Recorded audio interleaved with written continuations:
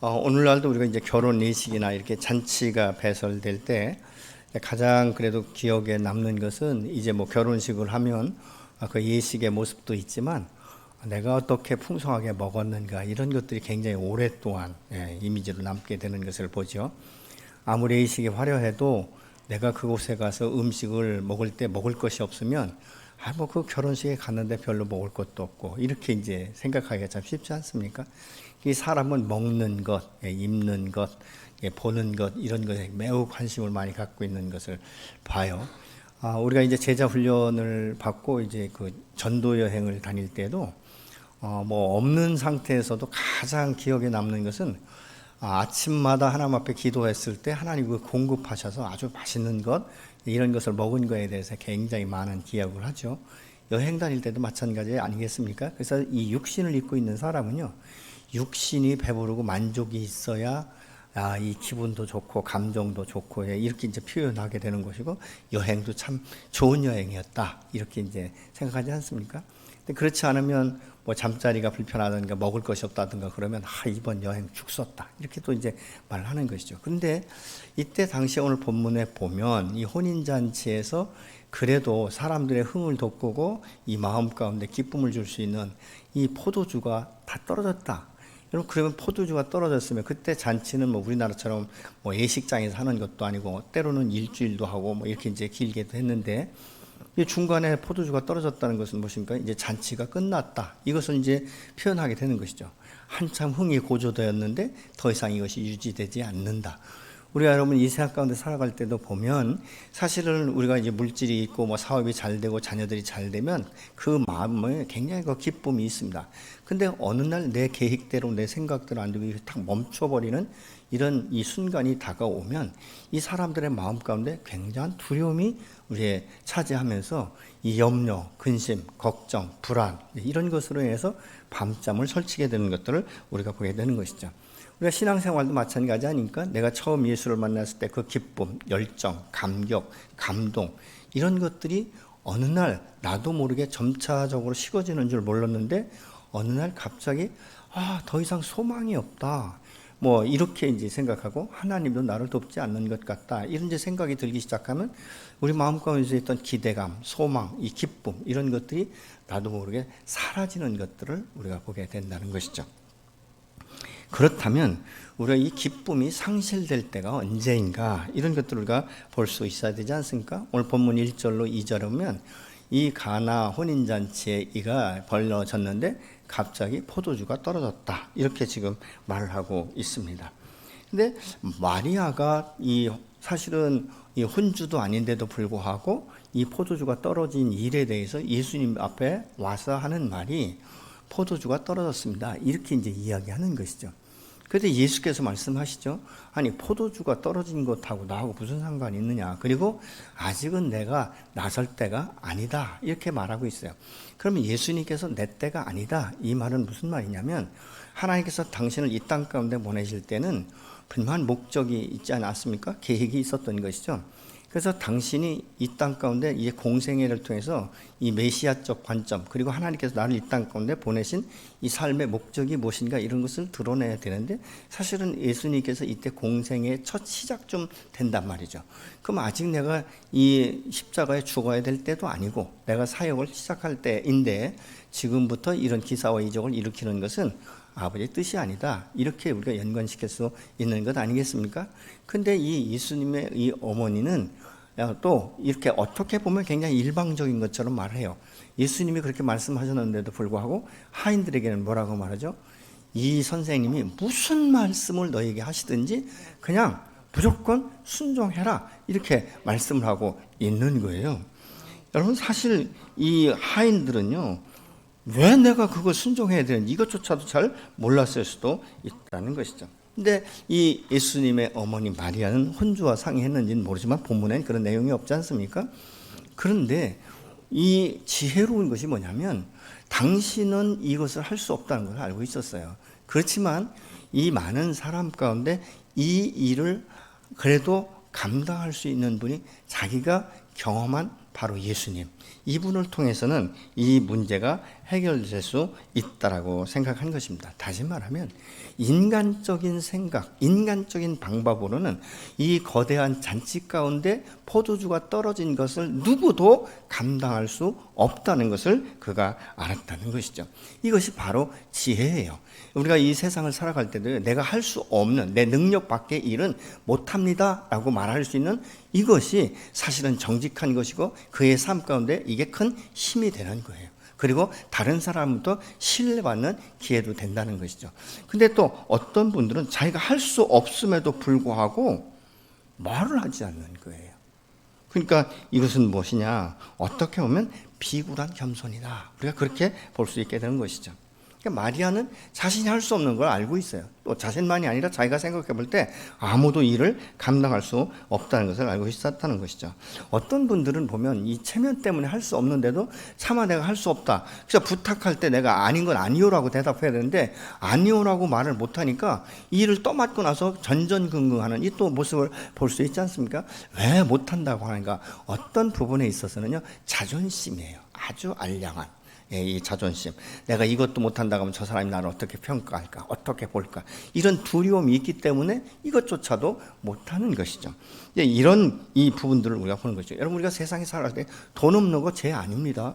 사업하다가 실패할 수 있는 거예요. 육신의 질병이 드는 것이 하나님으로부터 징계받은 것 아닐 수도 있다 그 말입니다. 그렇다면 이런 모든 것들이 죄가 아닌데 왜 이렇게 되는가? 그러면 이런 문제에 대해서 이 마리아가 예수님 앞에 이야기했던 것처럼 사실 우리가 인간적인 방법을 할 수 없다는 것을 알면 갈 수 있는 것은 하나님 앞에 나가 기도하는 것입니다. 하나님 앞에 지혜를 구하는 것이고 이 문제의 해결점을 어떻게 찾을까요? 사람을 통해서 내가 고쳐질 것 같으면 하나님, 내가 누구를 찾아가야 될지, 어떤 사람을 하나님 내가 만나야 될지, 내가 만날 사람을 가르쳐 주시든지 아니면 당신께서 보내주시라고 우리가 말할 수도 있다는 것이죠. 예수님께서는 5절에 내가 무슨 상관이 있느냐라고 말씀하고 있지만 사실은 마리아가 이야기할 때 그냥 그대로 이것을 받아서 순종하시는 것을 볼 수 있는데, 마리아가 왜 이렇게 예수님 앞에 당당하게 말할 수 있는가? 그것은 당신이 성령의 능력을 체험했던 것이죠. 누가복음 1장 31절을 보시겠습니다. 보라, 내가 잉태하여 아들을 낳으리니 그 이름을 예수라 하라. 남자와 관계한 적이 없는데 성령을 통해서 잉태하게 될 것을 말씀하시면서 여호와 하나님께서 마리아에게 이제 이 땅을 구원할 이 죄인들을 구원할 메시아가 날 것인데 그 이름을 예수라 하라. 이렇게 이름까지 지어주셨고 그것이 사실적으로 자기 몸에 이것이 잉태되었고 출산한 경험이 있다는 것이죠. 다시 말하면 여호와의 말씀이면 순종할 때 성령의 능력을 통해서 능치 못함이 없다는 것을 마리아는 경험했던 것입니다.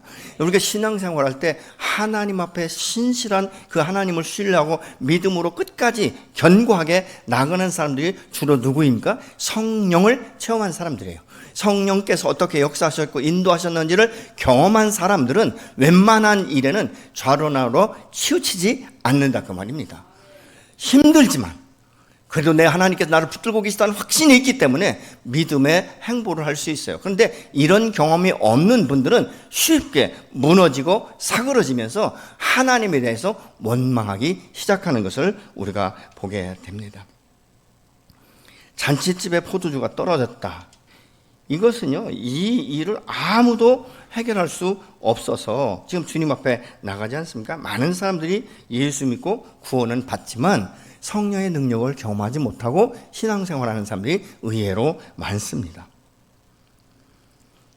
그러면서도 주님 앞에 나가서 기도하지 않는, 의탁하지 못하는 경우가 있다 그죠? 예수님은 때가 아니라고 하셨지만 이 기다리던 하인들에게 이렇게 말합니다.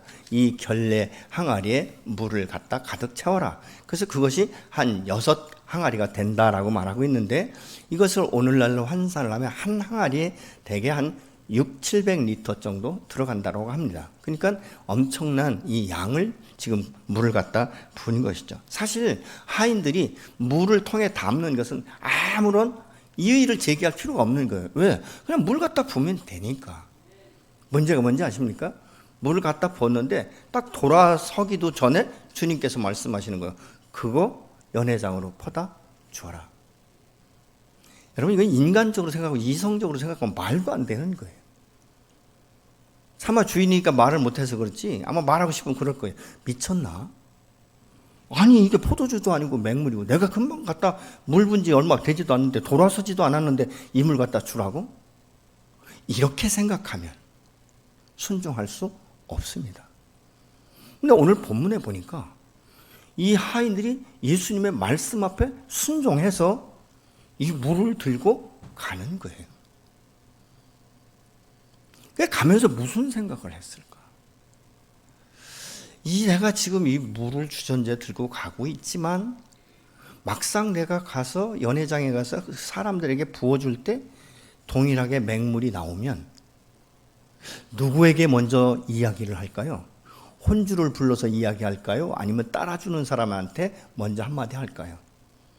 대부분이 따라주는 사람한테 할 거예요. 너 장난치냐? 미쳤냐? 이렇게 얘기할 수도 있을 거예요. 근데 그럼에도 불구하고 이들은 가지고 갑니다. 제가 어렸을 적에 말이죠.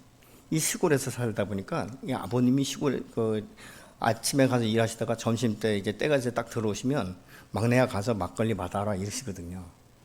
그러면 제가 이제 이게 주전자 들고 달랑달랑 가서 저는 이게 술이 뭔지 모르니까 그 맛을 보면서 집에까지 갔거든요. 그러면 아버님 너 한잔 했냐 이러세요. 얼굴이 이제 표가 나니까 그렇겠죠. 저는 맛을 보고 이게 막걸리인 줄 알았어요. 이 사람들은 그냥 가는 거예요. 근데 따라줬는데 기적이 일어난 거예요. 그러니까 따라주는 사람은 이 역사가 뭔지를 알아요. 근데 받아 먹는 사람들은 이 역사가 뭔지를 모르는 거예요. 그러니까 어떻게 평가하는가? 현재 상황만 보고 판단하고 평가하기를, 아니 세상에 이런 맛있던 술을 이제 내놔? 이 본문에 보면 하객들이 취했다라고 말하고 있어요. 술에 취한 사람이 더 맛있는 술 맛을 안다는 것은 엄청나게 맛있는 술이라는 이야기를 우리가 말할 수 있지 않겠습니까?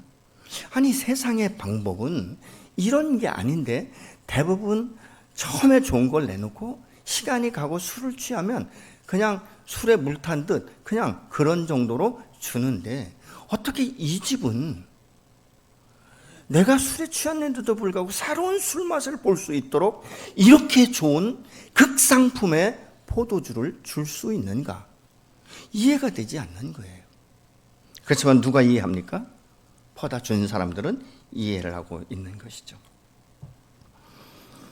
우리가 신앙생활할 때 사람이 기쁨을 잃게 되는 것은요, 주님을 의지하고 말씀 앞에 순종하지 않고 성령의 능력을 경험하지 못했을 때 기쁨을 잃어가게 되는 것입니다.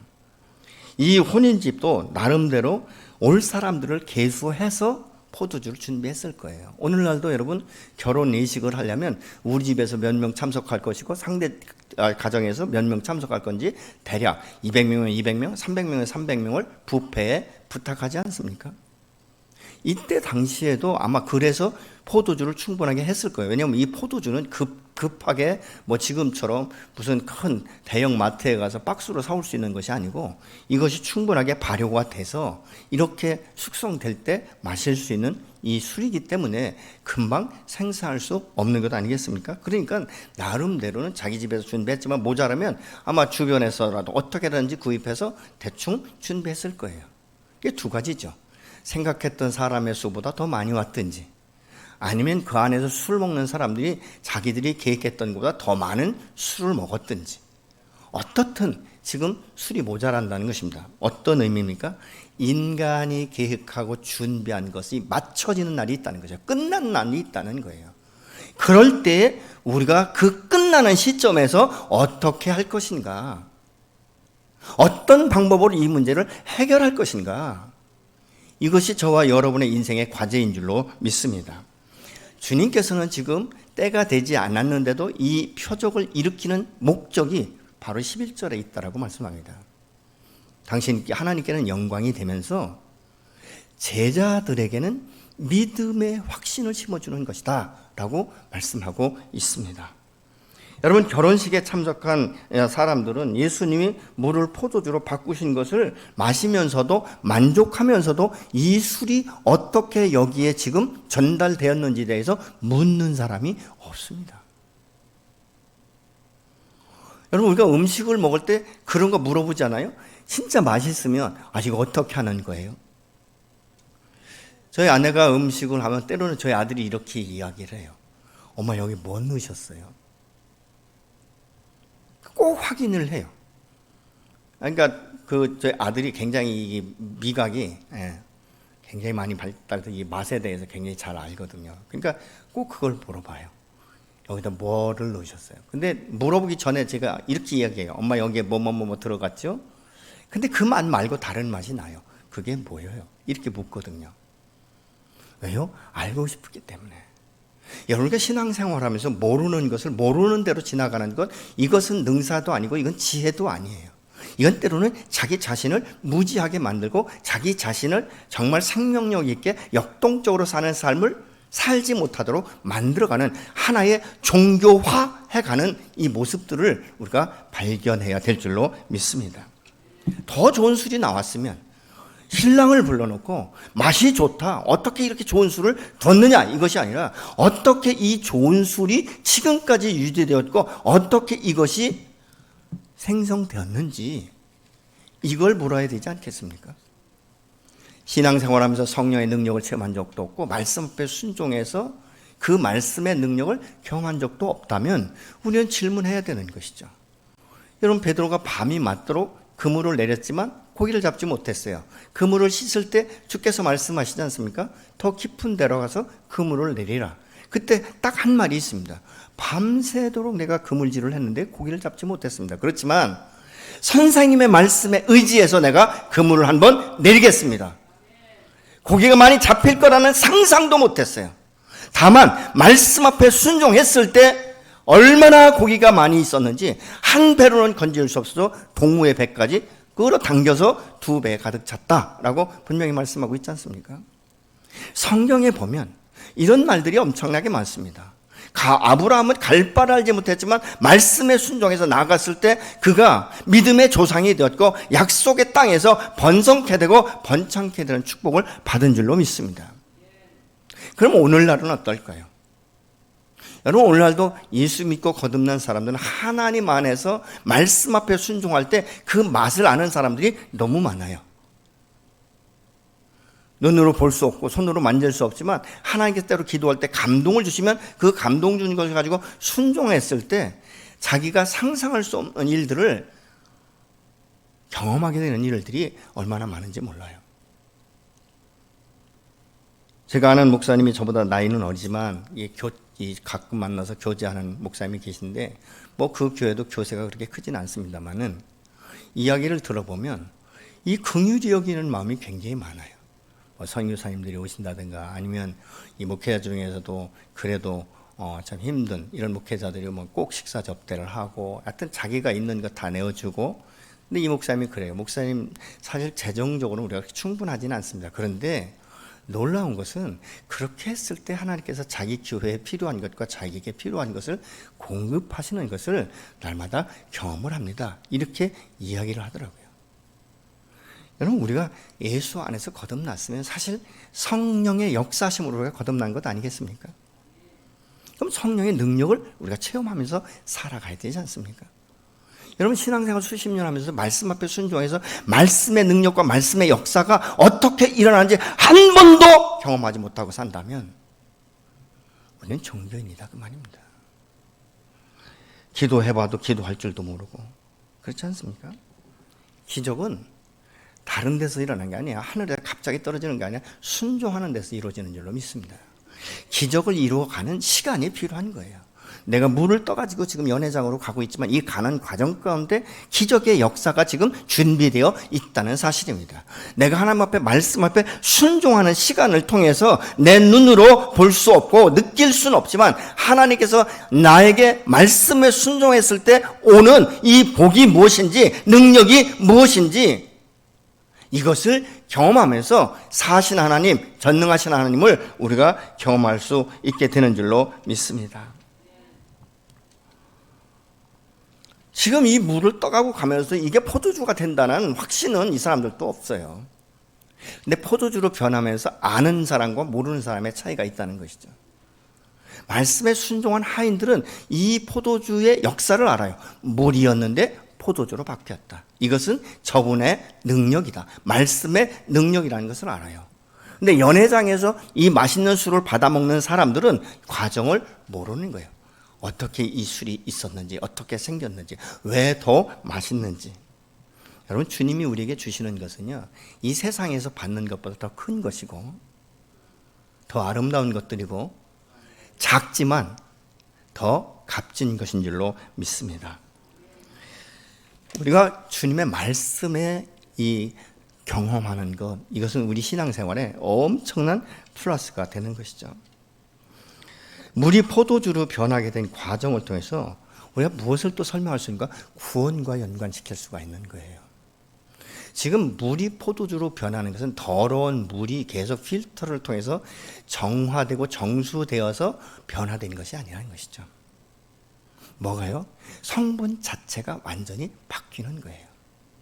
우리가 예수 믿고 구원받으면 사실은 사단의 노예였었지 않습니까? 이 공중권세 잡은 자의 종처럼 살았어요. 근데 예수 믿고 거듭나니까 내가 생명으로 옮겨져서 하나님의 자녀가 되는 놀라운 축복을 받지 않습니까? 사망에서 생명으로 옮겨지는 것, 이건 말로 표현할 수 없는 것 아니겠습니까? 죄에서 자유를 얻고 하나님 안에 성령 안에서 내가 진리 안에서 자유를 누리고 이 세상 살면서 내가 쓴 물을 마시던 내 배에서부터 생수의 강이 넘쳐나는 이런 놀라운 역사들은 완전하게 바뀐 것이지 변화가 아니라는 것이죠. 우리가 예수 믿고 거듭나는 것이 예수 믿고 말씀에 순종하고 기도하고 이러면서 내가 점진적으로 뭐 인격이 바뀌고 성품이 바뀌고 이래서 내가 예수 믿는 사람이다. 그게 아니잖아요. 단번에 바뀐다 그 말입니다. 성장과 성숙은 그 후에 일어나지 않습니까? 연회장에서 이 포도주의 맛만 평가하는 자들은 주님을 모르는 거예요. 알고 싶어 하지도 않습니다. 오늘날 이 세상 사람들 보십시오. 이 세상에서 정말 물질과 뭐 이런 것에 뭐 명예, 권력 이런 것에 관심을 가진 사람은 자기 영혼이 어떻게 거듭나는지 관심조차도 갖지 않습니다. 복음을 전하면 이나 잘하셔 이렇게 말하는 사람들이 의외로 많습니다. 왜요? 그들의 마음 가운데 어둠의 것들이 차지하고 있기 때문에 생명을 깨닫지 못하는 거예요. 그렇게 사는 것이 운명이요, 그렇게 사는 것이 인생으로 이제 치부하기 때문에 그렇다 그 말입니다. 이 사람들은 맛만 평가하는 거예요. 근데 하인들은 아는 것처럼 세상 사람들은 구원의 기쁨을 모르면서 잠시 세상에서 일시적으로 누리는데 취해서 세상 사는 맛을 평가는 할 수 있지만 영생의 축복과 기쁨과 감사는 맛볼 수 없다는 것입니다. 하인들은 좀 전에 일어난 이 사건을 통해서 주님을 알았죠. 그러면서 그 일의 증인이 된 거예요. 이 사람들은 어디 가든 그 이야기 할 거예요. 내가 참 기적을 봤다. 아니 예수라는 분이 아무개 집에 이 혼인잔치가 일하는데 아니 그 포도주가 다 끝났는데 이분이 하는 말이 그냥 맹물 갖다 불에 통해 그 결례 항아리. 그래서 사람들이 손님이 올 때 이 손과 발을 닦고 들어가는 이게 결례 항아리거든요. 이 6개가 있을 정도면 굉장히 큰 집이다. 우리가 그렇게 볼 수 있지 않겠습니까? 그냥 물을 갖다 붓더니 또 다시 그걸 연회장에 떠다 주래. 그래서 나가 아무 생각 없이 그냥 시키는 대로 하라고 했으니까 시키는 대로 갔더니 따르는 순간에 내가 보니까 분명히 나는 물을 들고 갔는데 포도주인데 얼마나 맛있는지 술 취한 사람들이 극상품의 포도주라고 이야기합니다. 얼마나 간증을 하겠습니까? 증인인 거예요. 예수 믿고 거듭난 우리는 불신 영혼들에게 생명의 빛이 무엇인지, 생명이신 예수, 이분을 전달하는 통로가 되어야 될 줄로 믿습니다.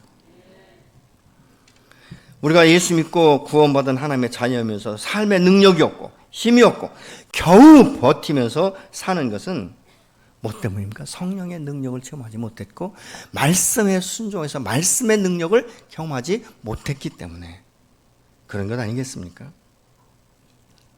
그러면서 이 사람도 지금 세상의 원리를 이야기하잖아요. 세상에는 다 대부분의 사람들이 좋은 것을 먼저 술을 먼저 내놓고 그 다음에 술 취하면 그냥 이게 술 맛이 모르니까 뭐 그런 말을 하더라고요. 처음엔 사람이 술을 마시고 그 다음에는 술이 사람을 마신다는 거예요.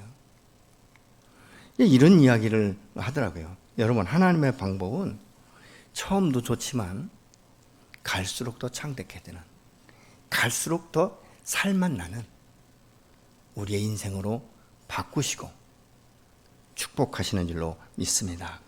우리가 예수 믿고 구원받아 새로운 생명이 내 마음 가운데 들어 내 중심의 보좌에 앉아 계시면 성령이 나의 주인이 되시고 그 주님께서 말씀하시는 대로 내가 한 번, 두 번 순종하다 보면 믿음이 생기기 시작하는 것이고 이제는 그것이 익숙해지고 내 삶 가운데 습관처럼 배워서 기도하지 않으면 내가 몸에 이상이 생기는 것처럼. 여러분, 어떤 분은 그러더라고요. 매일 운동하다가 비 오고 좀 피곤해서 운동을 안 하면 몸이 더 힘든데요. 기도도 마찬가지예요. 매일 기도하는 사람은요, 기도하지 않으면 괜히 마음이 힘들어져요. 그리고 굉장히 빚진 것 같은 이런 마음을 갖는 거예요. 말씀을 보고 묵상하는 것도 마찬가지입니다. 그래서 처음엔 힘들어요. 그렇지만 계속 반복적으로 훈련하다 보면 이것이 습관이 되면 당연히 그렇게 몸이 반응하는 것을 우리가 보게 됩니다. 습관이 얼마나 무서운지.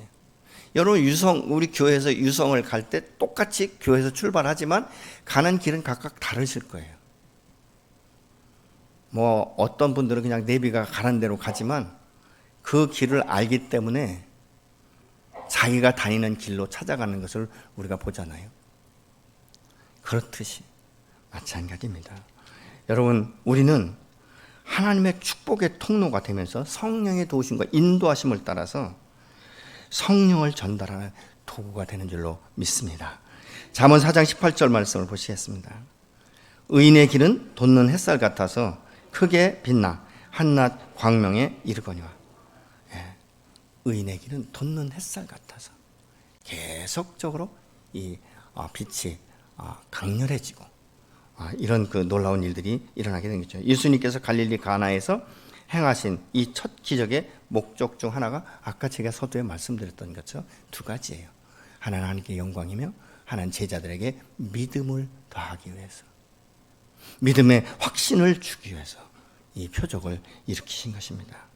여러분, 사람이 아무리 많은 일을 하고 아무리 많은 돈을 벌고 많은 사람을 도왔다 할지라도 하나님의 영광이 되지 않으면 무슨 유익이 있겠습니까?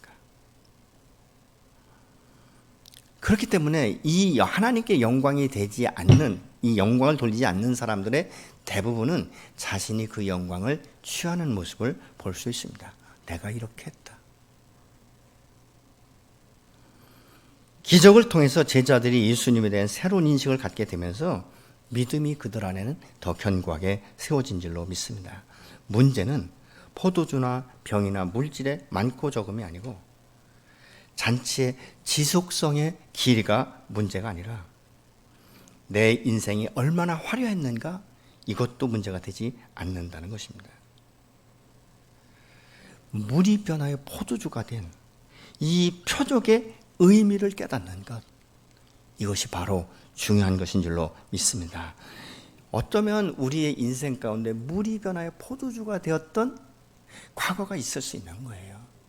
근데 우리가 민감하지 못해서 이것을 놓쳐버린 경우도 있습니다. 이건 무슨 이야기냐면 친밀감에 관한 문제예요. 여러분, 이웃 사촌이 육체, 이 혈육의 사촌보다 더 가깝다는 말은 무엇입니까? 늘 이웃에서 함께 만나고 식사하고 뭐 차 마시고 서로 문제가 있을 때 이야기하고 의견 주고받고 계속 만나다 보니까 친밀한 거예요. 그러니까 만나면 그냥 오랜만에 만나, 명절 때 한 번씩 만나는 사촌한테는 말을 다 못하고 잘 있었어요 뭐 이런 얘기 하지만 이웃 사촌한테는 시시콜콜한 것까지 다 이야기할 수 있는데 그 강도는 얼마나 친밀한가에 따라서 달라지는 줄로 있습니다. 아주 친밀한 사람한테는요, 누구한테도 말할 수 없는 이야기들을 하지 않습니까? 그냥 앉아가지고 아무나 친밀하지도 않게 해서 알지도 못하는 사람한테 여러분의 인생 스토리를 다 이야기하는 이런 사람은 없어요. 마찬가지로 내가 주님 안에서 하나님의 자녀가 됐으면 아버지와 자녀의 관계지만 얼마나 친밀한가. 친밀하면 친밀할수록 우리는 느낌으로도 알 수 있는 거예요. 오늘 주님은 우리의 삶 가운데 무지변의 포도주가 된 것 같이 맛있는 포도주를 빚어가시는 줄로 믿습니다. 그러나 그보다 더 중요한 것은 주님과의 친밀한 관계라는 것입니다. 우리가 신앙생활하면서 성령의 능력을 체험하고 말씀에 순종해서 아름답고 풍성한 것들을 맛보는, 말씀의 순종을 통해서 하나님의 능력과 역사를 경험하는 날들이 저 여러분의 인생 가운데 날마다 계속 일어나기를 예수 이름으로 축복합니다. 이 시간 그렇게 기도하고 싶습니다. 하나님, 내 인생 가운데도 물이 변하여 포도주가 된 역사를 보기 원합니다. 하나님, 내가 예수 믿고 거듭났지만 성령의 능력을 아직 체험하지 못했는데 성령의 능력을 체험하며 주님 말씀 앞에 믿음으로 순종할 수 있는 믿음을 더하여 주시옵소서. 같이 기도하시겠습니다. 전능하신